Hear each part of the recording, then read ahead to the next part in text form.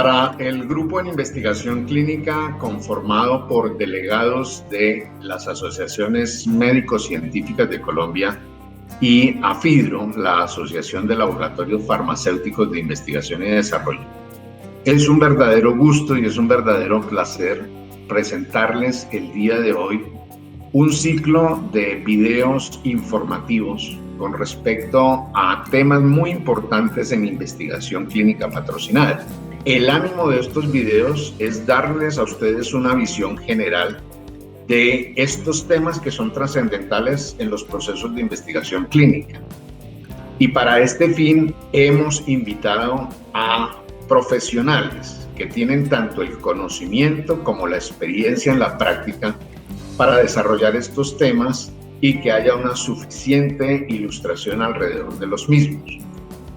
El ánimo también al final es que una vez vistos estos videos y revisados por ustedes, se genere un motor de desarrollo con respecto al tema de investigación clínica y sirva no solamente para su crecimiento personal, sino para el fomento de la investigación en nuestro país, en Colombia.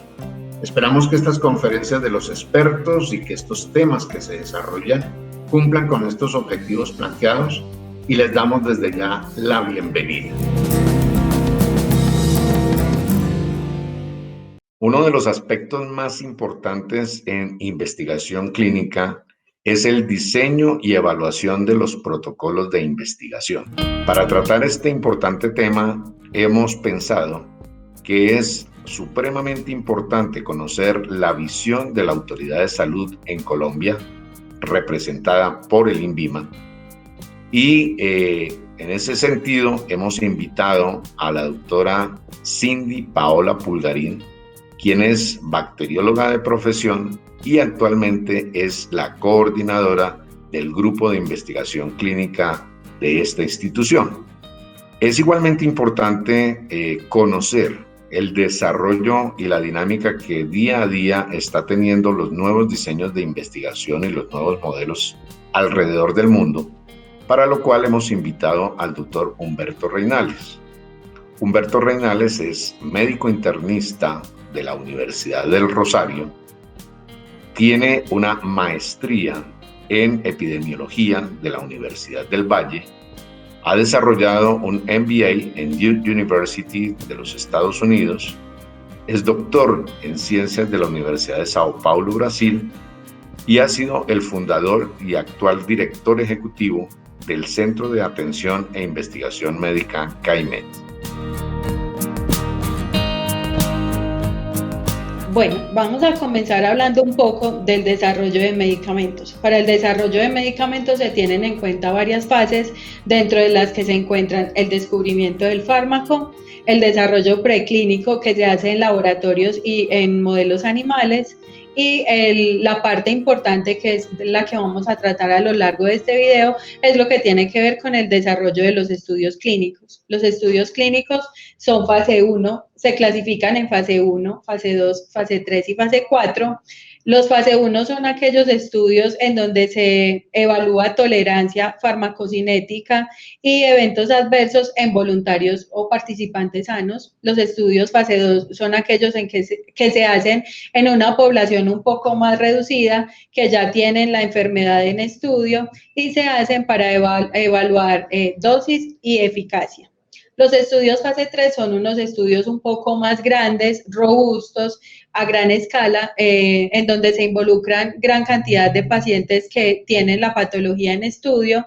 Son los llamados pivotales y los que se utilizan para obtener datos un poco más robustos que permitan pasar a la siguiente fase, que es la fase del registro, en donde en un dossier se recopila toda la información desde la fase del descubrimiento, la fase preclínica y todos los estudios que se hicieron en seres humanos, con el fin de que estos datos permitan obtener la aprobación de comercialización o el registro sanitario.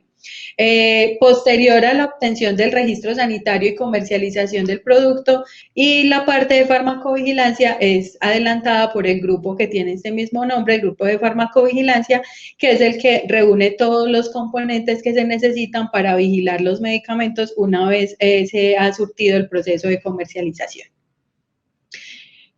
Dentro de toda esta información es importante tener claro que un estudio clínico es un estudio experimental que se realiza en seres humanos para descubrir o identificar efectos clínicos, efectos farmacológicos, farmacocinética y farmacodinamia, que es el comportamiento del medicamento en el cuerpo de los seres humanos una vez es ingerido o aplicado, y las reacciones adversas asociadas a esta terapia de productos que se encuentran, de productos o medicamentos cuyo objetivo es determinar seguridad y eficacia.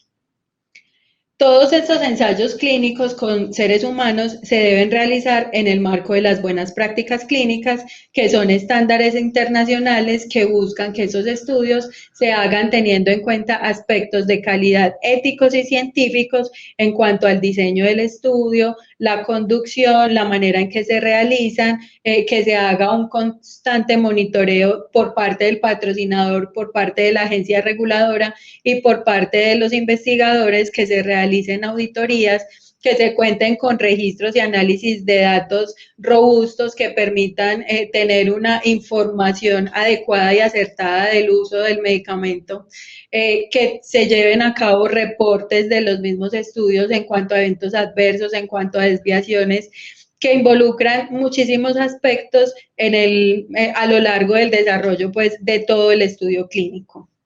Dentro de los aspectos relevantes y los tipos de estudio, tenemos que hay estudios descriptivos transversales en los cuales encontramos estudios de prevalencia, series de casos, estudios de concordancia y estudios de asociación. Tenemos también estudios descriptivos longitudinales, que son estudios de incidencias, descripciones de efectos de una intervención. Tenemos estudios analíticos observacionales, que son los estudios de corte, que son prospectivos y retrospectivos o mixtos. Y tenemos estudios de casos y controles, que son estudios retrospectivos que buscan la asociación entre los efectos y la causa. También tenemos los estudios analíticos experimentales, en los cuales encontramos los ensayos clínicos que pueden ser controlados y no controlados. Los ensayos clínicos controlados son aquellos que se realizan en paralelo o que pueden ser cruzados. Estos estudios clínicos pueden tener una asignación aleatoria, o sea, al azar, o puede ser una asignación de tipo no aleatorio. Tenemos dentro de los ensayos controlados los ensayos sin grupo control o los ensayos que tienen un control externo.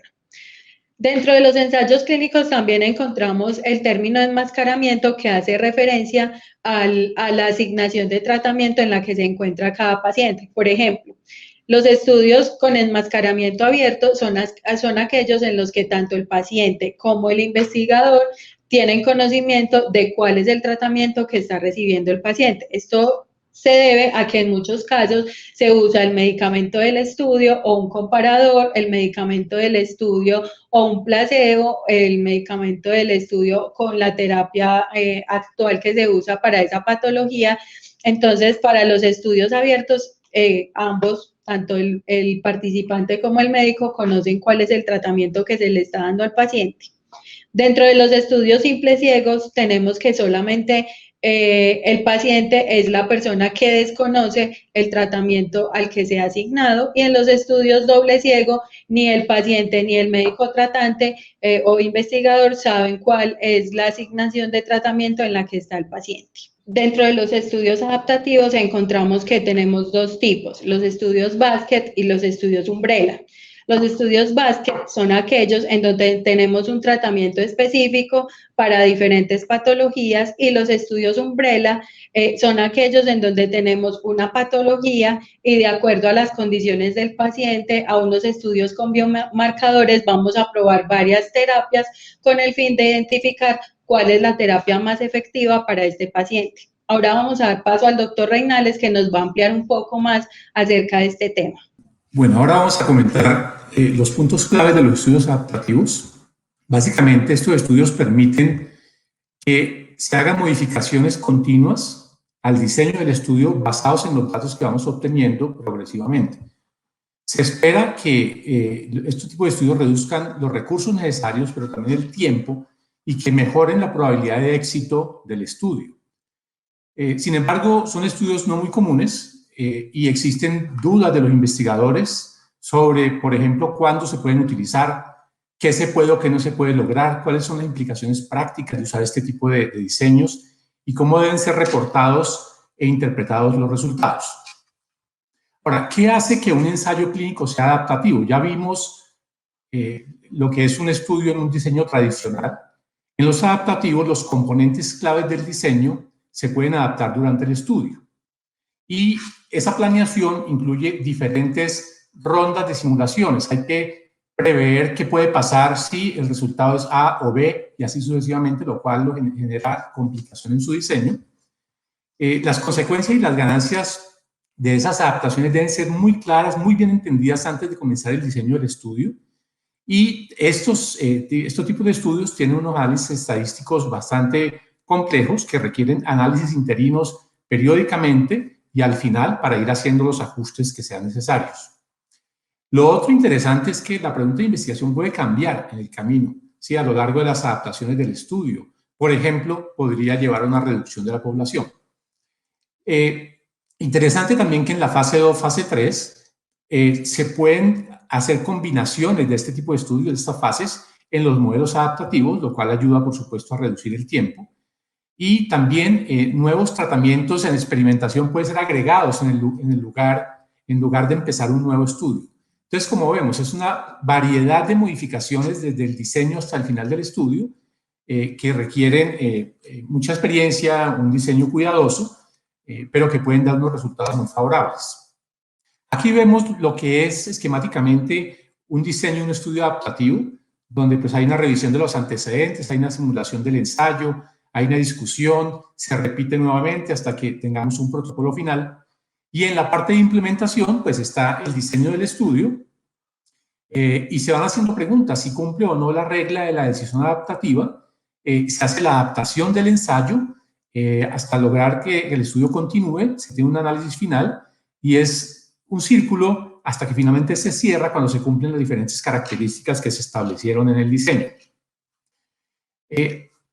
Hay varios tipos comunes de ensayos adaptativos que tienen que ver con los ajustes en el tamaño de muestra, con los ajustes en la aleatorización o randomización de los sujetos y también con ajustes en el diseño de los estudios.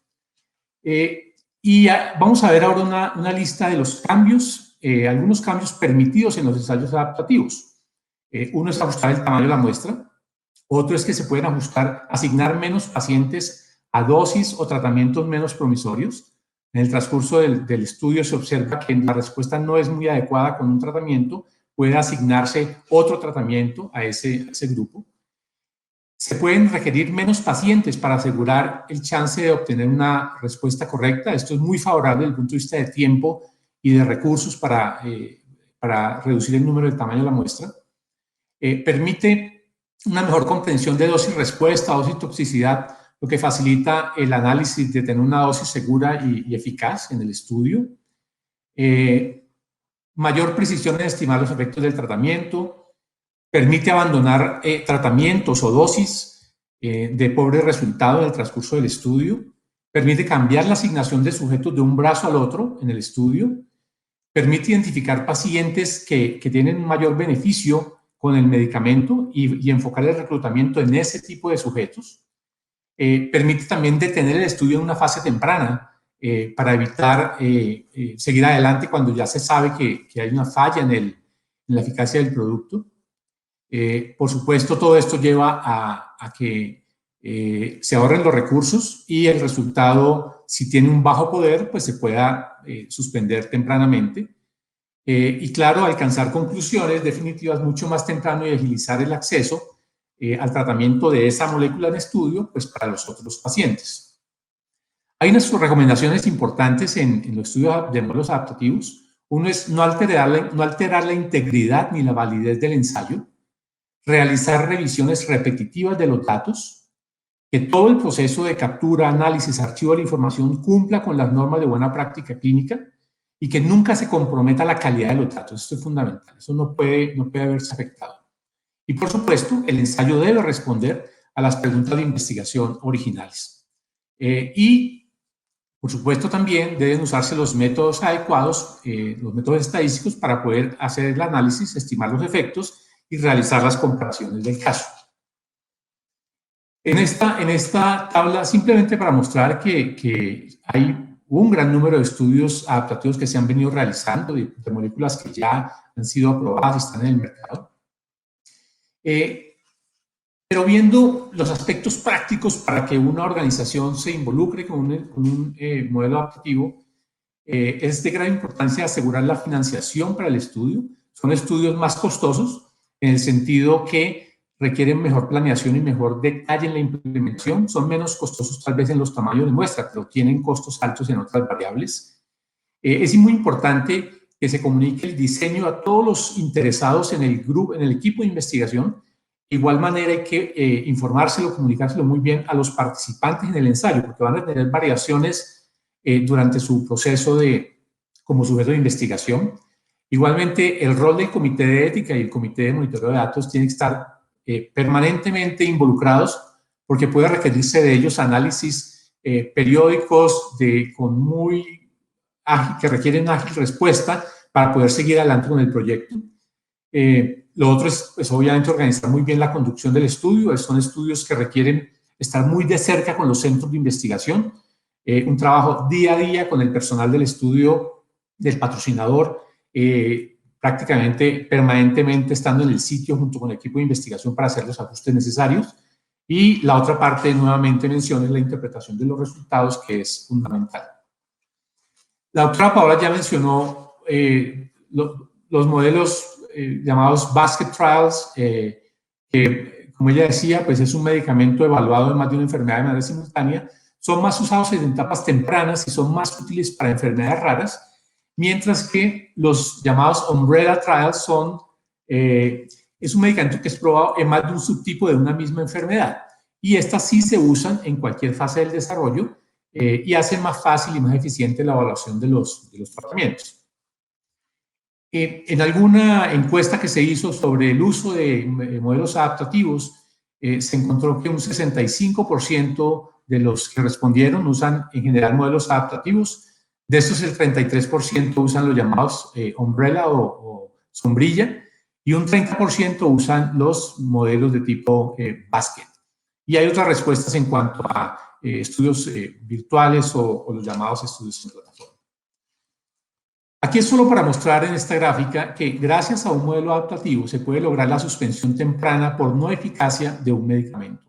Entonces, eso es un ahorro en tiempo, en recursos y especialmente un beneficio para la seguridad del paciente. Finalmente, un elemento fundamental en los modelos adaptativos es el proceso de análisis estadístico. Y aquí vemos la comparación entre el ensayo tradicional, el problema que puede surgir en el ensayo adaptativo y la posible solución. No vamos a entrar en los detalles, pero básicamente se trata existe una metodología estadística para los estudios, para los modelos adaptativos, tiene que ser tenida en cuenta y requiere además personal de estadística muy experimentado. ¿Sí? Esto es algo que no es muy común en el día a día, por lo cual requiere personas que realmente manejen el tema de manera muy profesional. Y ahora, pues, lo que queremos es tener una corta conversación sobre si nosotros contamos con el conocimiento y la experiencia en los centros de investigación para realizar este tipo de estudios, y si contamos con el conocimiento y la experiencia en el INVIMA para analizar este tipo de estudios. Entonces, quiero dar la palabra a la doctora Paola. Actualmente en el país ya se vienen desarrollando varios estudios clínicos de estos tipos, principalmente estudios basket. No tuvimos que hacer un cambio regulatorio, sino que internamente se revisaron ciertos procesos y se ajustaron las características de evaluación, pero varios centros de investigación y varios patrocinadores ya cuentan con aprobación y estos estudios se vienen adelantando hace un par de años en Colombia. Creo que son buenas noticias en el sentido que ya estamos entrando en este tipo de estudios, tanto en el diseño como en la aprobación por parte de la agencia regulatoria.